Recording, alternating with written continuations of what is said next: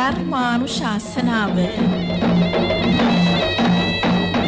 දේශකයන්න් වහන්සේ කුලියාපිටිය කඹලෑවත්ත දහම් සෙවන සදහම් නිකේතනයේ අනුශාසක පූජ්‍යපාද අඹගහලන්දේ අරිය විමල ස්වාමින්ද්‍රයන්න් වහන්සේ. නමෝ තස්සේ භගවතු අරහතු සම්මා සම්බුද්දස්සේ. තෙරුවන් සරණයි. සද්ධාවන්ත වාසනාවන්ත පින්වතුනි, අපි මේ දිනවල තරමක කාර්ය බහුල වැඩ බහුල ස්වභාවයක තමයි කටයුතු කරන්නේ. මොකද මේ කාර්ය බහුල බවින් මිදෙන්න අපිට තාම බැරි වෙලා තියෙනවා. ඒ නිසා අපි කරන කටයුතු අතර අර පසුගිය දිනවල තිබුණු විවේකී බව දුරස් වෙලා තිබෙනවා.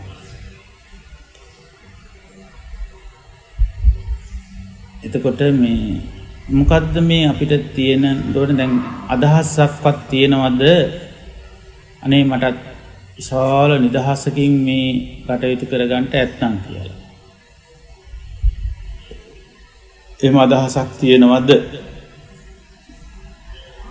නැත්නම් තාම එහෙම එකක් නැද්ද? කල්පනා කරලා බලලා කියන්න ඕනේ. ඒ කියන්නේ එහෙම අදහසක් නැහැ.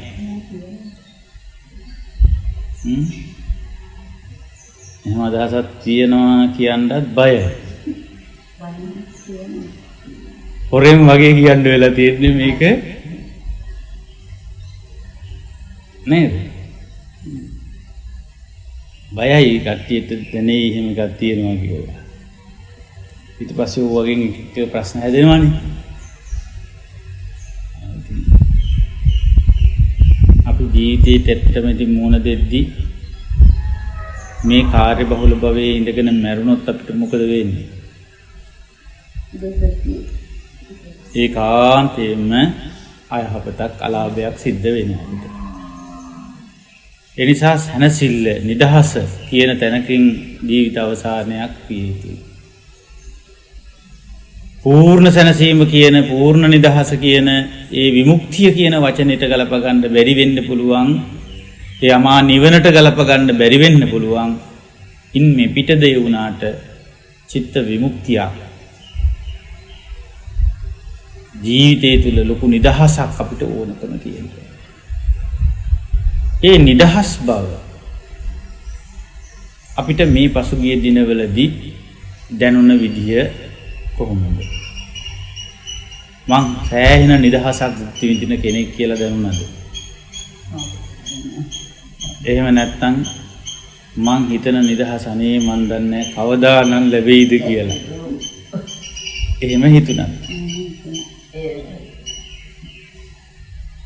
දැන් ඔය නිදහස දීලා නැත්තේ කවුද?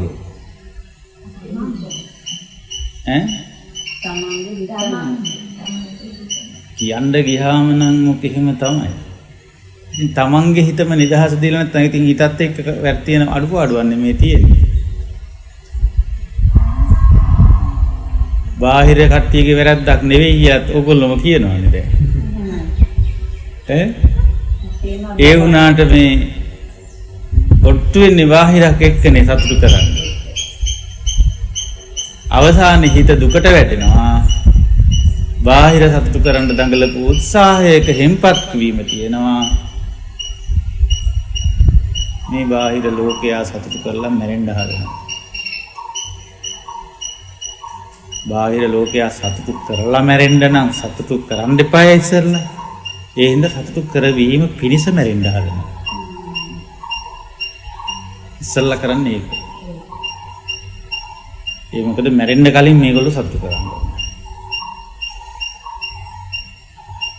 ඔබ මේ වෙනකම්ම ජීවත් වෙලා කරපු උත්සාහය තුල තියෙන්නේ බාහිර ලෝකයාව සතුටු කරවන්න දඟලන උත්සාහයක් තියෙනවා.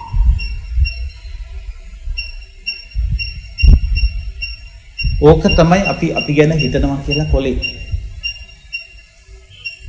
මං ගැන හිතනවා කියලා තමයි ඔය ටික කරන්නේ. වැරද්දකුත් නෑ, මගේ සතුට වෙලා තියෙන්නේ බාහිර ලෝකේ සතුටු කරන එකනේ. ඒකයි එහෙම වෙන්නේ. දැනට මාව සතුටු කරන්න පුළුවන් විදිහ වෙලා තියෙන්නේ ඒක. ඒකට හේතුව තමයි මගේ සතුට වෙලා තියෙන්නේ අනිත් අයව සතුටු කරන එක. ඒගොල්ලෝ hina වෙලා ඉන්නවද කියලා බලලා ඒකෙන් සතුටු වෙන්න ලෑස්ති ඉන්නේ.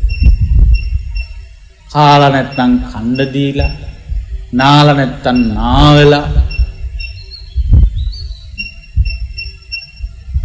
එහෙම සතුටු කරවලා එයාලව නිකන් සැප පහසුවේ ගිල්ලලා මට පැත්තකට දාලා සතුටු වෙන්න තිබුණා නම් බොහොම හොඳයි කියලා තමයි අපි මේ හිතන්නේ.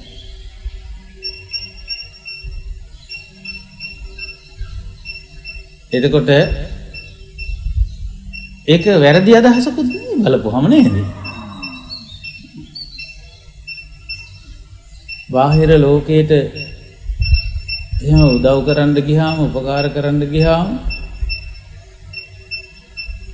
වරදක් වෙනවා.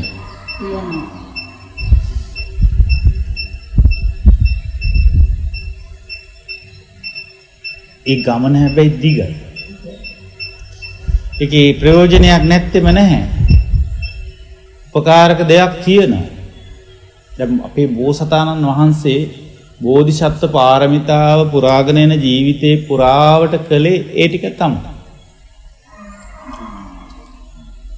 බාහිර ලෝකයට උදව් කරනවා, උපකාර කරනවා. එහෙම කරලා තමන්ගේ පාරමිතා ටික පුරව ගත්තා.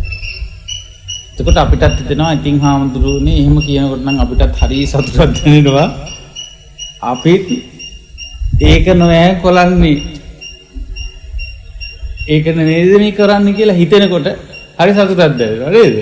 දැන් ආයෙ නැගිටලා ගිහලා දූගෙද ගිහලා බාහිරයට ප්‍රස්ථාන කරන්න හිතෙනවා.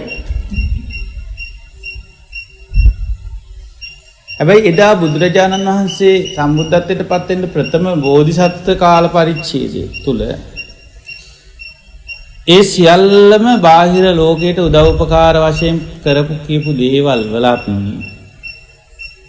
ඒවයි තියෙන පරමාර්ථයත් අපි මේ කරන සියලු කටයුතු වල තියෙන පරමාර්ථයත් සමාන නැහැ. පරමාර්ථ දෙක වෙනස්. තේරුණාද කියන්නේ? මේක මම බොහෝ වාර ගණනක් ඔබට අවධාරණය කරපු කතාවක්. ඒ වුණාට ඒ බොහෝ වාර ගානේම නොතේරිච්ච කතාවක්. ජීවිතේ විශාල කාල පරිච්ඡේදයක් තුළ නොතේරි ආපු කතාව තමයි මේ. දැන් එදා බෝධිසතාණන් වහන්සේලා ඒ බෝධිසත්වයන් වහන්සේ මුලින්ම මේ පාරමිතා පුරන්න අදිෂ්ඨානයේ හිතේ ඇති කරගත්තු දවස ඒ කවද්ද? අපිට මතක නැහැ නේද ඒ දවස කවද්ද කියලා. අපි හිටියේ නැද්ද එදා? ඔව් මාතුපෝසක කතාවේ තමන්ගේ මෞතුමිය කරපිට තබාගෙන දවස් 7ක් මහා සාගරයේ පීනා අම්මව ඒ සාගරයේ ගිලෙන්න දෙන්නේ නැතුව එතර කරපු දවසේ එදා අම්මා විසින් විවරණ ලැබලා දුන්නා නෑ. නියත විවරණ නෙවෙයි ඒක. අම්මා විසින් ප්‍රාර්ථනාවක් කළා. මොකද්ද? මාව මේ මහා සාගරයෙන් එතර කරා වගේ කරපිට තියාගෙන මගේ පුතාට මේ මුළු මහත් ලෝකයාව මේ මහා දුක නැමැති සාගරයෙන් සංසාරේ නැමැති සාගරයෙන් එතර කරන්න ලැබේවා කියලා ප්‍රාර්ථනා කළා. එදා තමයි මේ බෝධි චිත්තේ රෝපණය වුණේ. එදා ඉඳලා ටිකෙන් ටික ලෝකෙ මිනිස්සුන්ට උදව් කිරීම, උපකාර කිරීම සිදු කළා.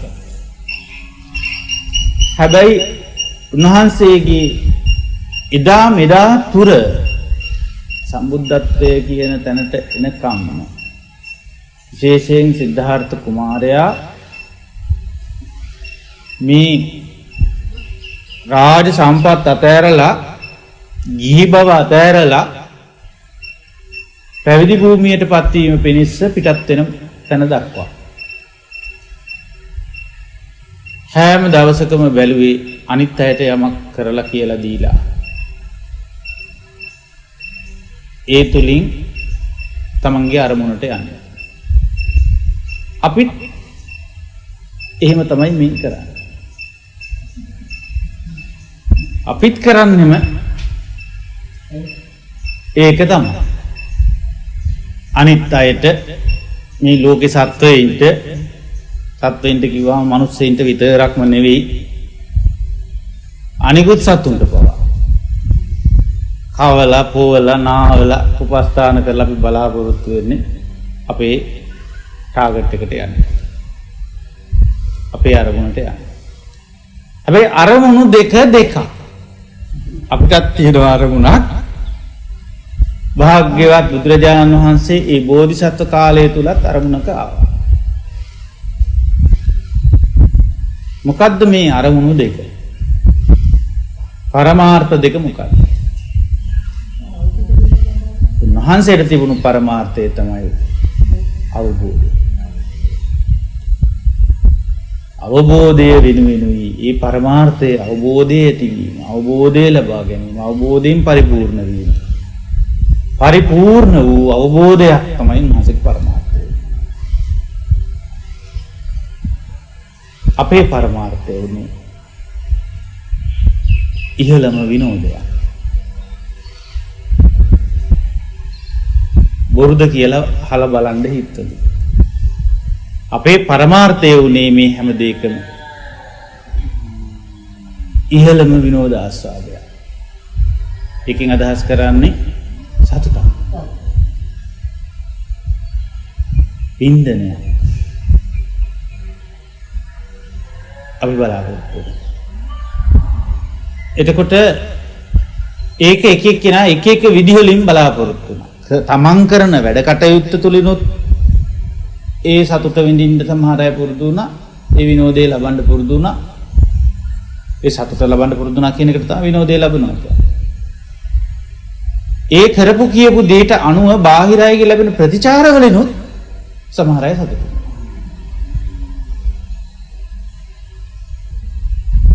ඔය සමහර අය කියන දෙගොල්ලන්ටම වෙලාවකට අපි අයිති වෙනවා. වෙලාවකට අපි තමා කරපු කියපු දේවල් තුලින් සතුටු වෙනවා. එතකොට ඒකට බාහිරින් ලැබුණේ මොකද්ද කියලා වැඩිසලකිල්ලක් නැහැ. වැඩිසලකිල්ලක් නැහැ කිව්වට ඒ තාම කුඩා කටයුතු ටික. බොහෝමයක් කටයුතු වල වැඩිසලකිල්ලක් තිබුණේ බාහිරින් අපිට ලැබුණු ප්‍රතිචාර මොනවද කියන එකටයි. එතකොට ඒ ප්‍රතිචාර ඒ කියන්නේ අපි අපේ සින්දුව මොකද්ද? ඒ සින්දුව තමයි මේ කිව්වේ. විනෝදයක්, ආස්වාදයක්, සතුටක් ලබන්නට බාහිර අය වෙනුවෙන් යමක් කිරීම තමයි අපේ සින්දුව. ඒ සින්දුවට හොඳට වටපිටාවේ මිනිස්සු එකතු වෙලා අප්පුඩි තලනවා නම් අපිට හරි සතුටුයි.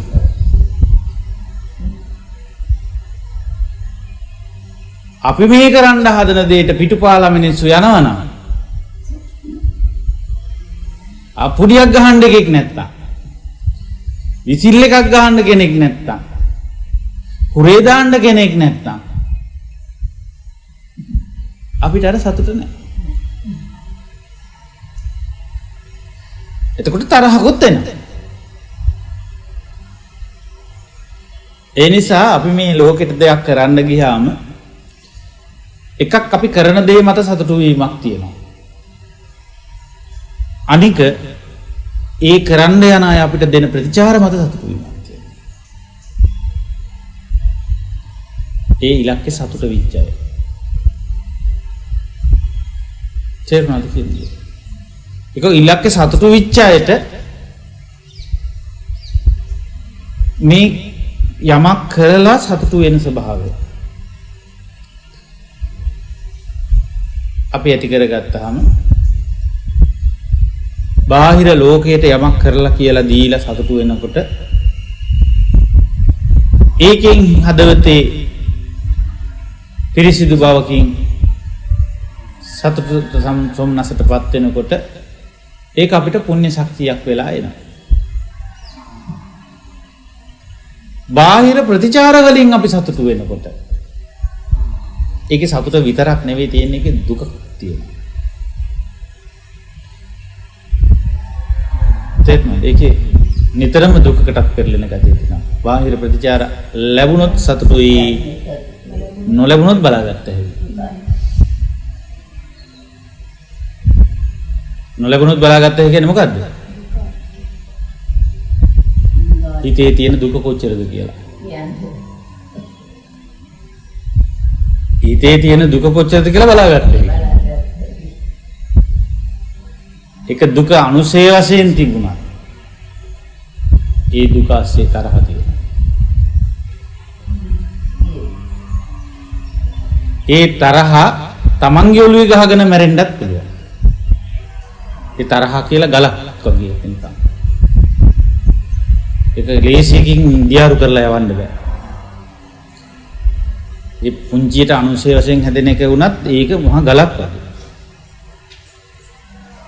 ඒ දුක දියාරු කරලා යවන්න බෑ ලේසියකට. එන්න ගල් වෙලා තියෙන්නේ. ඒ ගලේ තමන්ගේම ඔළුව ගහගෙන මැරෙන්නත් හිතෙනවා. එහෙම නැත්නම් මේ ගල උස්සලා අරගෙන මේ සතුට නොදුන්න උන්ට ගහන්නත් හිතෙනවා. බලන්න ජීවිතස්සේ මේ කියන කතා නැද්ද කියලා. එයනේ මම බලාපොරොත්තු වෙච්ච සතුට දුන්නේ නැහැ.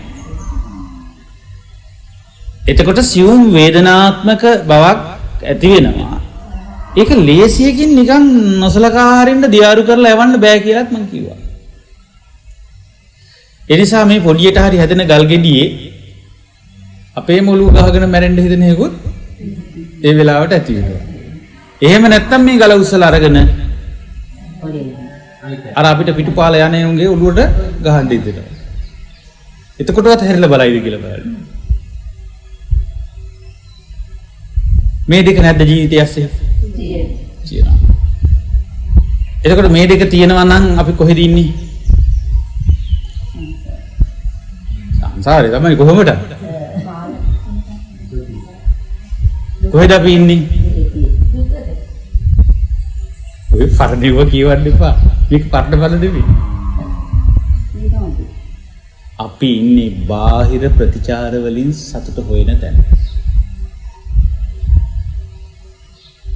මම දැන් එහෙම එකක් කියලා ආවේ නැද්ද මෙතන? අපි ඉන්නේ බාහිර ප්‍රතිචාර වලින් සතුට හොයන තැන.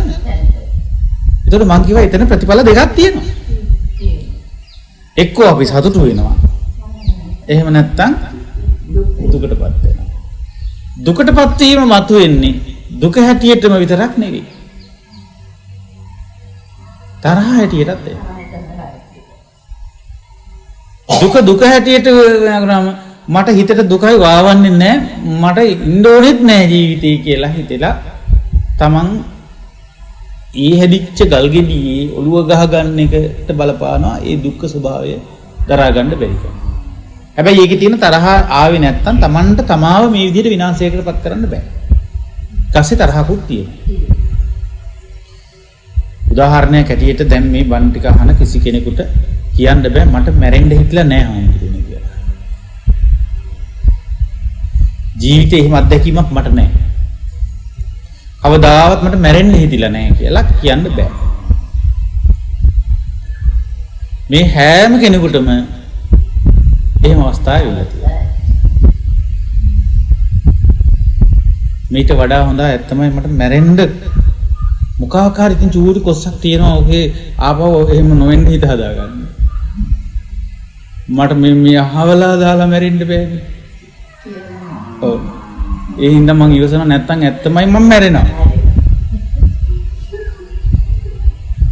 එහෙම තුත්තිරි ගහක් හොයාගන්නවා එතකොට මැරෙන්නේ නැතුව බේරෙන්නේ.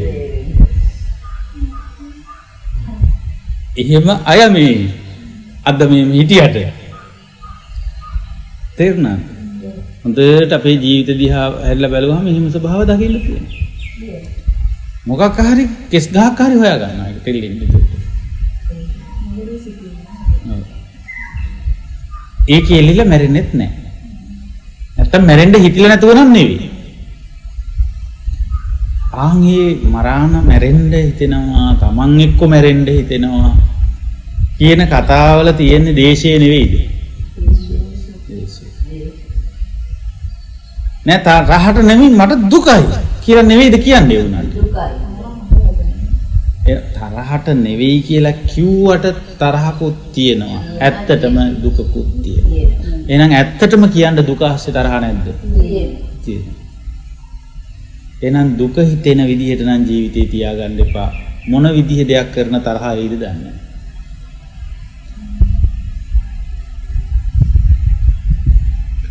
අපි හිතමුකෝ අපි දරුවෝ හැදුවා. ලොකු මහත් කෙරුවා. දැන් අපි වයසයි. අපිට දරුවන්ගේ හයි හත්තිය දැන් නැහැ. දරුවෝ යන ගමන් බිමන් ඒ විදිහටම යන්න බෑ. ඒ වුණාට ඒගොල්ලෝ යනකොට එක්කලා ගියේ නැත්තම් අපිට ලොකු සතුටක් තියනවා නේද? අනේ මට නිදහසයි.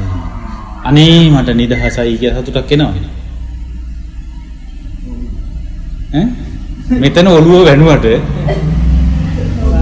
ජීවිතය ඇස්සේ බලන්න ඕනේ දුක හිතෙන හැටි. ඒ දුක තරහ වෙලා එළියට පයින් හැටි Tamanට සිහි නැහැ. ඕ ජීවිතේට හිර වෙලා නම් ඉන්නේ. තාම මේ බාහිර ප්‍රතිචාර වලින් සතුට හොයන ජීවිතේ තමයි තියෙන්නේ.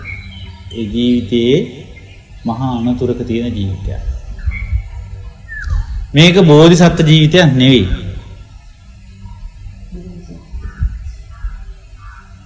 අපිට එකපාර බෝධිසත්ත්ව වෙන්න බැරි හින්දා එකපාර බුදු වෙන්නත් බෑ. ඒ කියන්නේ එකපාර අවබෝධයට එන්නේ නැහැ හිත. ඉස්සෙල්ලා අවබෝධයේ සොයන චරිතය හැදෙන්න. අවබෝධය සොයන චරිතය අපිට හැදෙන්නෙත් නැහැ එකපාර. එහෙමුණත් ලොකු සුචරිතයක පිටලා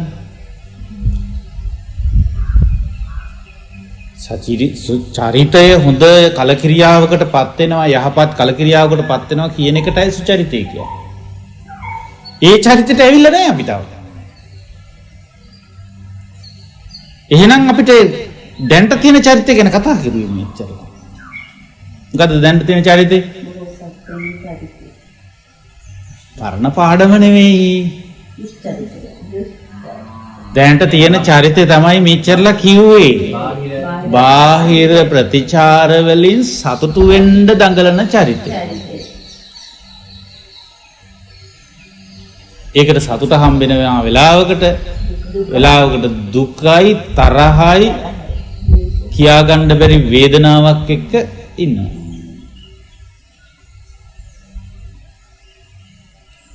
එතකොට මේ චරිතය වෙනස් කරන්නේ කොතෙන්ටද ඉස්සරලා? මේ චරිතය අපි ගේන්න ඕනේ මෙන්න මෙතෙන්ට. කොතෙන්ටද? කෙලින්ම නිවනට ඔයගොල්ලෝ මේක දාන්න හදන්නේ. නැත්තේ නෑ. පතන්නේ උතන ඉඳගෙන නිවන. ඇත්තමයි මුංගෙන් වෙන් වෙලා මට නිවන් දකින්න තියෙනවනේ.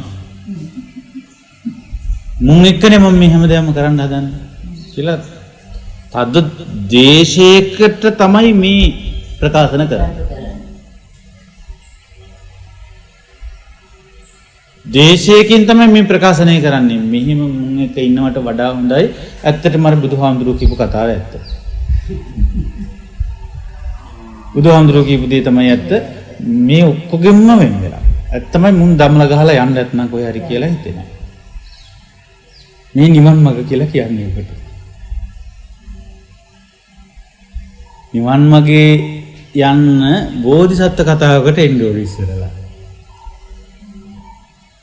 බෝධිසත්වයන් වහන්සේගේ කතාවේ අවසාන වෙලාවේ තමයි ගිහි සැප අතෑරලා රාජ සම්පත් අතෑරලා රාජ මානසිකත්වයෙන් මිදිලා දුෂ්කර ක්‍රියාවක් කරහා පැවිදි බවට පත් වෙලා පැවිද්ද හරි දුෂ්කරයි.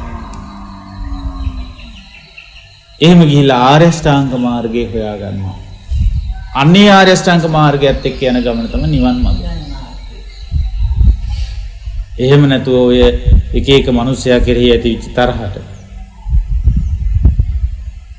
අපි ඔය කිව්වට මුලට තින් ධර්ම මාර්ගයට ආවා මගේ හින්දා කියලා තරහට නම් ආවේ දුකට නම් ආවේ ඇත්තමයි දුකයි. මේ ජීවිතේ දුකයි කියන්නේ ආම්දුනේ හොඳටම තේරලා තියෙන දැන් දුකද. මේ මිනිස්සු කරපු කියපු දේවල් වලින් මට හොඳටම දුක තේරුණා. ඒ හින්දා මේ එක අතකින් ඒගොල්ලෝ කල්යාණ මිත්‍රයෝ වගේ. මට මේ දුක තෝරලා දුන්නේ. හැබැයි හිත ඇතුලේ තරහට මේ කියන්නේ. හිත ඇතුලේ තියෙන වේදනාව මේ කියන්නේ. මගේ තරහක් නැහැ. මට දැන් දුක තේරුණා. කොහොම කිව්වට ඔය ඉන්නේ තාම කොතනද? බාහිර ප්‍රතිචාර වලින් තෘප්ත කරන්න හදන හිතක් ඔය කියන්නේ. ඒක ගේන්න ඕනේ ඉස්සරලා මෙන්න මේ අරමුණට. මොකද්ද? මා කල යුතු ටික කළාද ඒ ටිකෙන් සතුටු වෙන හිතක් බවට ගේන්නේ. සතුටු වෙන හිතක් නිසලා විනෝදයේ සතුටු හොයන හිතක් තියෙනවා. ඒක අරන් එන්න ඕනේ කොතෙන්ටද? තමන්ගේ සතුට තීරණය කරන සාධකය තමන් ගාව තියාගන්න. තමන්ගේ දුක තීරණය කරන තමන්ගේ සතුට තීරණය කරන කාරණාව තමන් ගාව තියාගන්න. දැන් අරගොල්ලෝ සම්පූර්ණ තන ඉන්නේ කොතන තන තියෙන්නේ බාහිර අය විසින් තමන්ගේ සතුට තීරණය කරන තැන. බාහිර අය විසින් තමන්ගේ දුක තීරණය කරන තැනක ඉන්නේ අර. එතනින් ඉස්සරලා ගේන්න ඕනේ ජීවිතේ කොතෙන්ද? තමන් කල යුත්ත කළාද සතුටු වෙන්න. ප්‍රතිචාර දිහා බැලීමක් නැත. මොකද ප්‍රතිචාර දිහා බලන්න ගියොත් අපි ආයේ ඉන්නේ ප්‍රතිචාර වලින් සතුටු වෙන්න බලනවා.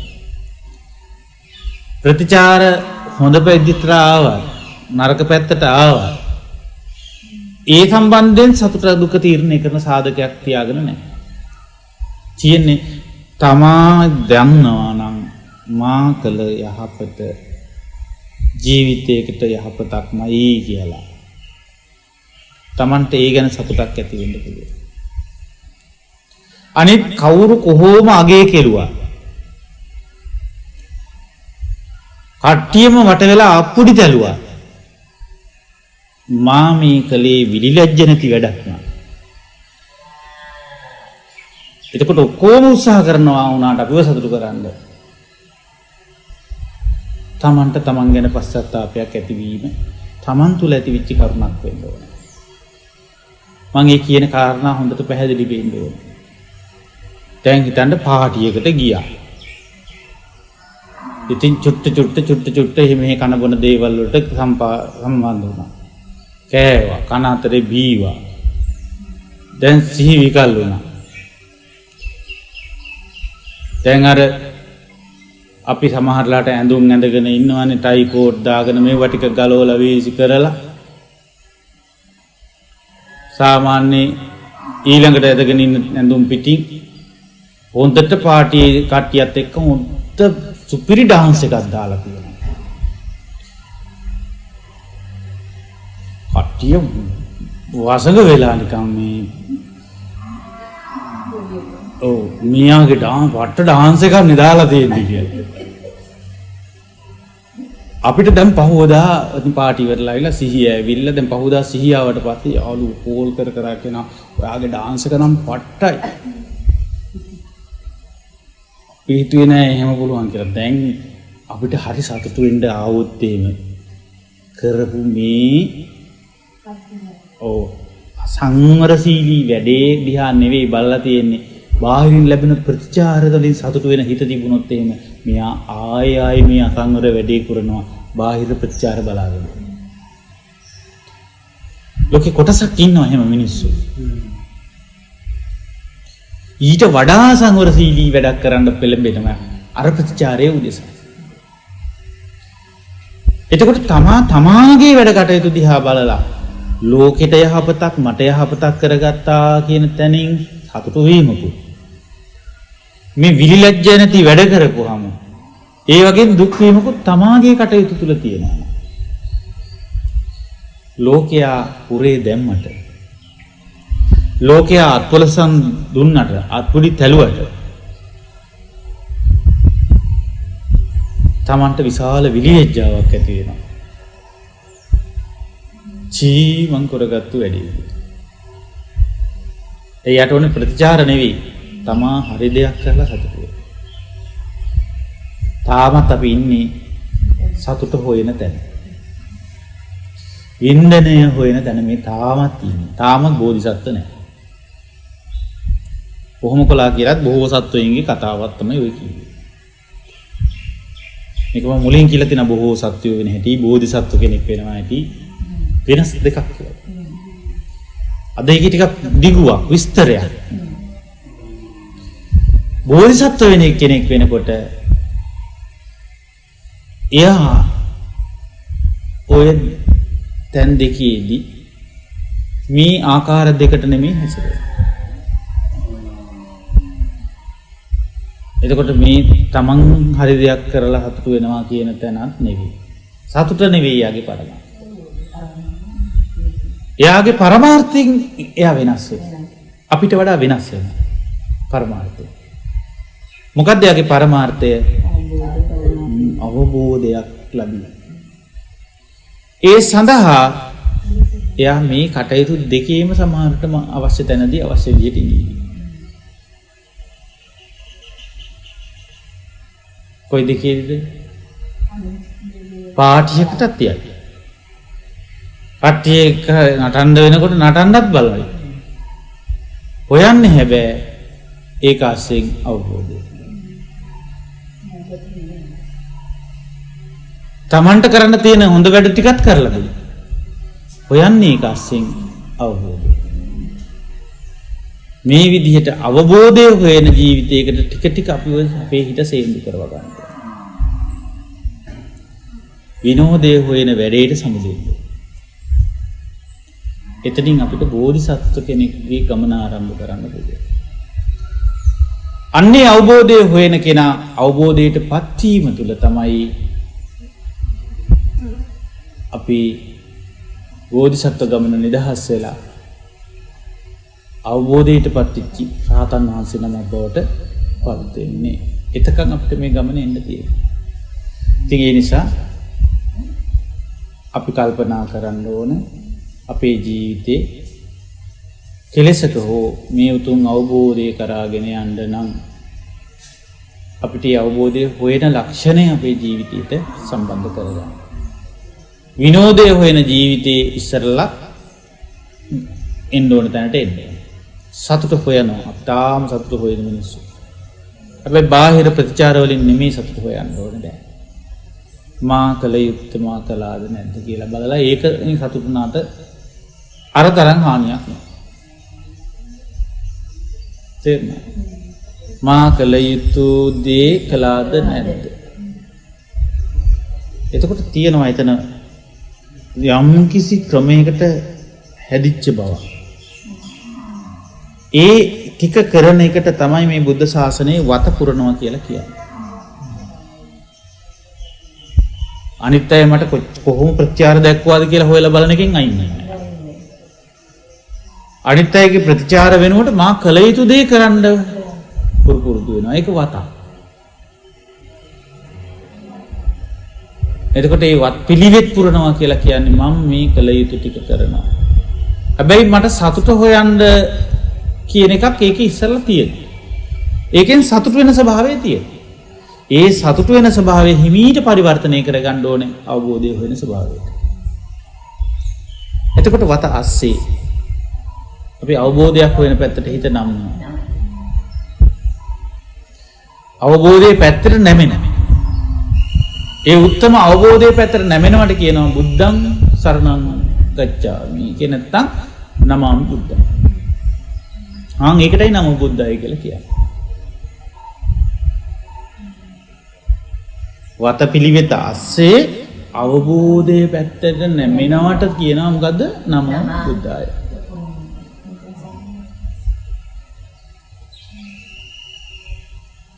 නමෝ මි ධම්මා නමාමි සංඝං. ඒ පිළිබඳ ටිකක් විස්තර පස්සේ කතා කරමු. ඒ නිසා මේකේ ඒ ආරම්භය අපි හදාගන්න ඕනේ. එන හැම දිනාටම ප්‍රාර්ථනා කරනවා මේ ලැබූ නව වසරට සුබ පණිවිඩයක් හැටියට මේක බාර අරගෙන තමන් ගාව සුබ පැතුමක් හැටියට පැතුමක් හදාගන්න. ඒක ළඟා කරගත හැකි ප්‍රාර්ථනාවක් ළඟ තියාගන්න. ඉස්සරලා සතුටු වෙන්න, සතුටින් ඉන්න. හැබැයි බාහිර අයගේ ප්‍රතිචාර වලින් සතුටු වෙන හිත හානි කරයි. මගේ යුතුයකම් වගකීම් ටික මා ඉටු කිරීම තුලින් සතුටු වෙන එකක් හදාගන්න. බාහිර අයගේ ප්‍රතිචාර වලට අපේ හිත කනස්සරු කරගන්නත් හොඳ නැහැ. අපේ හිත සතුටු කරගන්න හොඳත් නැහැ. ඒගොල්ලෝ ප්‍රතිචාර හොඳට දැක්කොත්. ඒගොල්ලෝ අපුඩි තලන්නත් පුළුවන් මේකට. නැත්තම් පැත්තවත් හැරිලා බලන්නේ නැතුව මේ ඒගොල්ලන්ගේ ගමනකට යන්න පුළුවන්. ඉතින් එනුම් පද කිය යන්න පුළුවන්. එනුම් වෙනුම් වලින් සැලෙන්නවත් අත්පුඩි තලනේ වගේ සතුටු වෙන්නවත් ගියොත් එහෙම ඉන්නේ බාහිර ප්‍රතිචාරයේත් නැමිලා. බාහිර ප්‍රතිචාරයට නමම් වෙලා. හිත නැමී පවතින්නේ පැත්තේ. අවබෝධයේ පැත්තට නැමිලා නැත්තම් නමාමි බුද්ධන් නෙවෙයි. තියෙන්නේ ඇත්තටම අර ප්‍රතිචාර වලට නමාමි. නැමෙමි. නම්මශීලී භවයේ පැත්තට ගිහිල්ලා. ඒ ඔක්කොම අපි අතහැරලා ගියොත් අපි එදාට පහන තියෙනවා. බුදු පහන.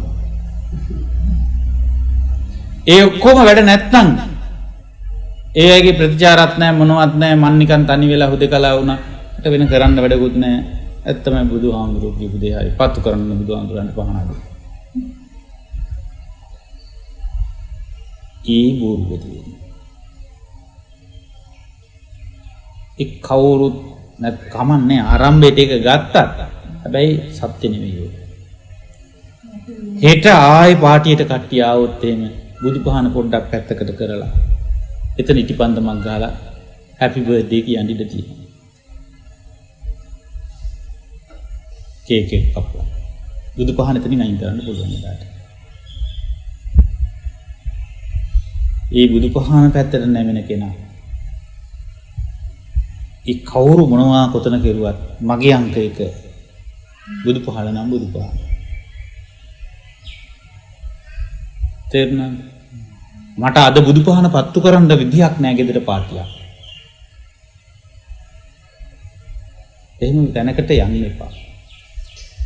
නෑ ඕන්නම් ගියාට කමකුත් නෑ මං එපා කියනවට ඒක කරන්න හොඳත් නෑ.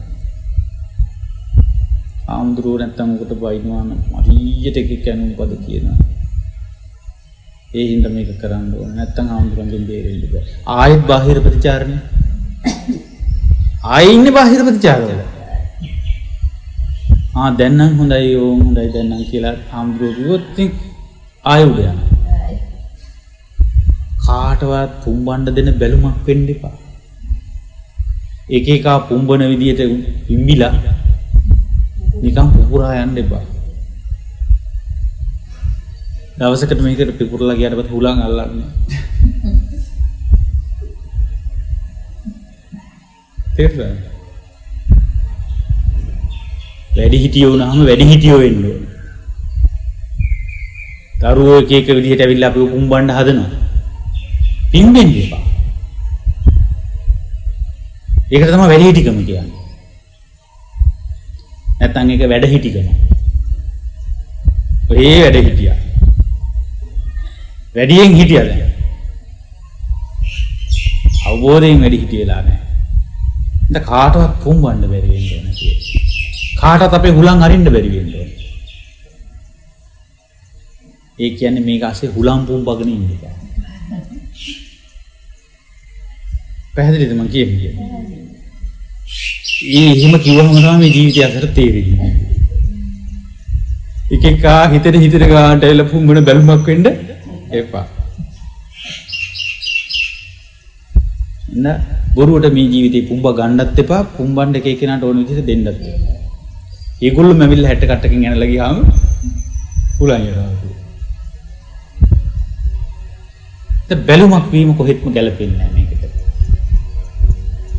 පැහැදිලිද කියන්නේ? ඒ නිසා මේක අවබෝධයට යන්න තැනකට හිත නම්ම ගන්න ඕන. ඉතින් දුකෙන් මේක කරන්න බෑන් සතුටින් ඉන්න. ඉස්සෙල්ලා සතුටු වෙන්න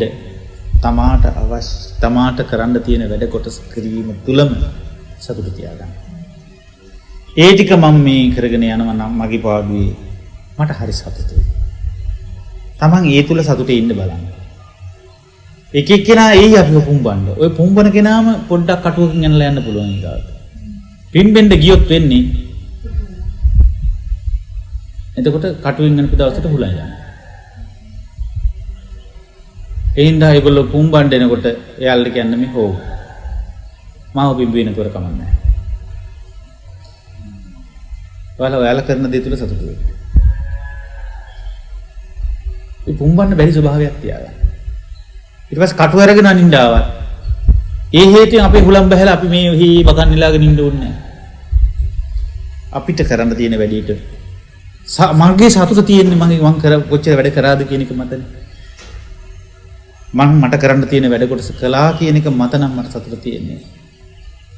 මට බාහිරින් ලැබිච්ච ප්‍රතිචාර වලින් වැඩක් නැහැ කියන දැනට. උතෙන්ට හදාගත්තත් ලොකු දෙයක් කරගත්තා වෙනවා ජීවිතේ. තාම එතෙන්ටවත් ඇවිල්ලා නැති කෙනෙක්ද අපේ මේ හිත ඇතුලේ දුක හැදෙනවා. ඒ හිත ඇතුලේ දුක හැදෙනකොට ඒක ඇස්සේ තරහක් තියෙනවා. ඒ තරහ කාට කුමක් කරයිද දන්නේ නැහැ ඉස්සරහට එකට එනවා. එක්ක තමන්ට තමන්ගේ ජීවිතයට හානියක් කරගන්න වෙයි හිතේ. එහෙම නැත්නම් අනුන්ට මේ දුක නැමැති ගල අරගෙන තමලා ගහන්න ඉඳී තියෙනවා. එක්ක ඒ ගලේ තමන්ගේ ඔළුව ගහ ගන්න පුළුවන්. මේවට යන්න ඕනේ නැහැ නේ අපි. තේරුණාද? දුකෙන් අඬ මේ මැසිලි දොඩ මේ නිවන් දකින්න කියා නහයෙන් අඬන්න ඕනේ නැහැ. සතුටින් ඉස්සලා ඉන්න. ඒ සතුටින් ඉන්න තෝරගන්න වැඩපිළිවෙල හරියට හදාගන්න. ඒක හිමීට අපි අවබෝධය හොයන වැඩපිළිවෙල බවට පත් කරගන්න. අවබෝධය හොයන්න මේ ඊට පස්සේ කරන්න පටන් ගන්නවා. තාම ඔය අවබෝධය හොයන්න කියවට ඒක බණ කතා කරන තැන්වල සෝබනීට කරන කතාවක් නෙත. ජීවත් වෙද්දී එක නෙවෙයි තියෙන විනෝදේ හොයනවා. ආස්වාද හොයනවා.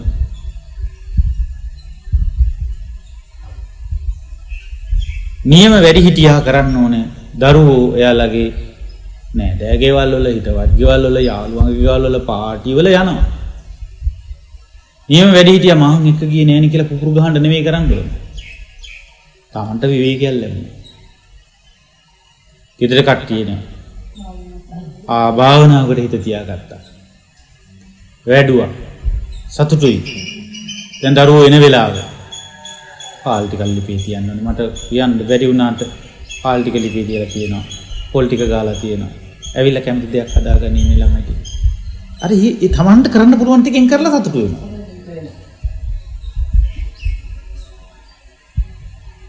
තමන් විතරක් නෙමෙයි දැන් සතුටින් ඉන්නේ ඊට පස්සේ. එනයත් හිතනවා අනේ අපි උනට අම්මා ගැන බැලුවේ නෑ තාත්තා ගැන බැලුවේ නෑ.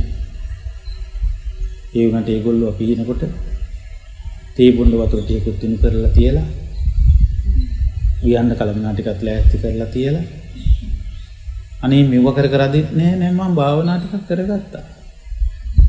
භාවනාත් කරගෙන හරි නිවිච්ච සිදියට ඉන්නේ. අනේ ඉතින් ඒ අම්මලාට වැඩි කල් යන්න කලින් නිවන් මඟ මතුවෙන්නේ නැද්ද එතකොට? එහෙම එකක් වුණොත් මේ ජීවිතයේ අවසාන වෙනකොට සාල පරිවර්තනයක් අපි හිතපු තැන. අවුරුද්ද හැමදාම අවුරුදු එතකොට. ඇයි බාහිර ප්‍රතිචාර වලට අහුම්කම් දෙන්නේ? බලන්නවත් නේ පැත්ත හැරිලා පැත්තවත් හැරිලා බලන්නේ. තේත්මද ජීවිතේ ලස්සනට ඒවයින් ගැලවිලා එන හැටි බලන්න ඊට පස්සේ. ඊට පස්සේ හිමීට Tamanට මේ සද්ධාදී ඉන්ද්‍රිය ධර්ම හැදෙන්න යා හිමීට අවබෝධයේ පැත්තට නැමෙනවා. ඉතින් ආන්ගේ අවබෝධයේ පැත්තට ක්‍රමානුකූලව මේ හිත නමා ගන්න බුරු කයිවාරු වලින් කියවිලි වලින් මේක හරි කියලා කියන්න යන්න එපා. උපාසක චරිත තමයි නැත්තම් මේ ජීවිතය කෙලස ගන්න. වැඩිපුරම සාමාන්‍ය මේ දරුණු ටික එක ගැටෙන්නේ උපාසක චරිත. තරහට නෙවෙයි මේ කියන්නේ. ඒ උපාසක චරිතේ ඇත්තටම මේ බුද්ධ ශාසනයට පිළිකුල් උපාසක චරිතයක් වෙනවා. බුරු සෝබනයක් තියෙනවා. සැබෑ උපාසකත්වයේ තුල කිසි ගැටුමක් නැහැ මේ ලෝකෙත් එක්කලා. තමන්ට පුළුවන් දේ කරලා නිහතමානී අවංක සතුටක් තමන්ගේ හදවතේ පුරවගෙන හැම මොහොතක්ම සතුටෙන් ගෙවනවා. හැම මොහොතක්ම සිහියෙන් ඉන්න ඒක ලොකු උපකාරයක් වෙනවා. මං කියන එක තේරෙන්නේ. ඒ නිසා මේක කියලා ඉවර කරන එකක් නෙවෙයි. කතා කරලා ඉවර කරන එකක් නෙවෙයි. කරලම කෙරුවාවෙන් බලන්න ඕන මේක. මෙතන ඒ කිව්වට තේරුමකුත් නැහැ. නේද? එහෙමයි කිව්වට තේරුමකුත් නැහැ. මේක කෙරුවාවෙන් බලන්න ඕන. හිතේ නම් තියෙනවා මම කරනවා මම මෙතනින් එහාට කියලා. ලේසි නෑ උනට මේ පරිවර්තනය කරගන්න. හිතනා තරම් ලේසි නෑ. ජීවත් වෙද්දි මේක සිද්ධ වෙන්නේ. ලැජ්ජාවටපත් වෙන්න. ආයෙනම් බාහිර ප්‍රතිචාර හොයන්න ගියොත් ලැජ්ජාවටපත් වෙන්න. මේ ලැජ්ජාව ඇති කරගත්තොත් ඒ බාහිර ප්‍රතිචාර මැත්තේ අපි වැඩ කරගන්න ගිහිල්ලා මැරිලා නිරේ අපාගත වෙන්න ගියොත් තිරිසන් ලෝක පෙරේත ලෝක වලට යන්න ගියොත් උච්චර දුකක් කියලා බයක් ඇති කරගන්න. ඒ ලැජ්ජාවයි බයයි අපිව නිවැරදි ගමනකට එක්කරයි. පැහැදිලිද? ඒ හින්දා නිවිච්ච ජීවිතයකට යන්න නම් අපි මේ තැන හදා ගන්න ඕනේ. තමන් කළ යුතු දේ. ඔය බාහිර ලෝකේ වර්ණනා කරගන්න ගියාම සතුටින් පිළිගන්න ගියාම ඒවයි ಗುಣ කියන්න ගියාම අපිත් අහු වෙනවා. ඒගොල්ලෝ ඇවිල්ලා ඒගොල්ලෝ අපිව සතුටින් පිළිගන්නවා නම් වැළඳ ගන්නවා නම් විශ් කරනවා නම් එතකොට ඒක අපේ ಗುಣ කියනවා නම් අපිත් අහු වෙනවනේ. ඒගොල්ලොත් අහු වෙනවා. ලෝකේ තමයි ඒක. ලෝක සමුදය ගාමිනී පටිපදාව ඒක. නිරෝධ ගාමිනී පටිපදාවට විරුද්ධයි මේක. එන්න ඉස්සරලා ওই සතුටින් පිළිගන්න ලෝකේ පැත්තට හැරෙන්න එපා. තමන් මේ පිළිගැනීමට යන්නත් එපා. ඒ අයගේ පිළිගැනීම් වලට තමා අහු වෙන්නත් එපා. තමන් කරන්න ඕනේ කටයුතු ටික කරන්න වෙනවා. ඒකේ බිම්බලාගෙන ඒ ටික ලස්සනට කරලා ඒක දිහා බලලා සතුටු වුණාට කමක් නැහැ නේද? ඒකට අපිට සතුටක් තියෙනවනේ ජීවිතේ. සතුටක් නැතුව ජීවත් වෙන්න හරි අමාරුයි මිනිස්සුන්ට ඉස්සෙල්ලා. සතුටු වෙන්න දෙයක් ඕන. ඔය සතුටු වෙන්න දෙයක් හොයන්න ගිහිල්ලානේ අමාරු වෙట్లా ඉන්නේ හැම කෙනෙක්. නෑ කියන්න පුළුවන් නම් සාතිකයක් දෙන්න පුළුවන් කෙනෙක් ඉන්නවනේ ඉදපත් වෙන්න බෑ. දුක හොයන්න ගිහිල්ලා නෙමෙයි ඔය අමාරු වෙట్లా තියෙන සතුට හොයන්න ගිහිල්ලා. අපිට තාමත් හදාගන්න බැරි වෙච්ච දුර්වලකමක් උක. තාමත් යනවා පිටිපස්සෙන් එක එක පස්සෙන් යනවා සතුට හොයන්න. අපිට දුවගෙන යන්න බැරි නම් පුළුවන් නම් දුවගෙන යනවා. බැරි නම් හිමින් යනවා. හිමින් යන්නත් බෑ ආබාධ කියන්නේ කකුල් පොරක ගහරි යනවා. කීකේව පස්සේ යනවා සතුට හොයන්න. හිතෙන් තමයි මං කියන්නේ. ඉතින් ඒ නිසා මේක තේරුම් අරගෙන නව වසරේ යහපත් වෙන්න උත්සාහ කරන්න. හැම කෙනාටම සුබ නව වසරක්ම වේවා කියලා තෙරුවන් සරණයි.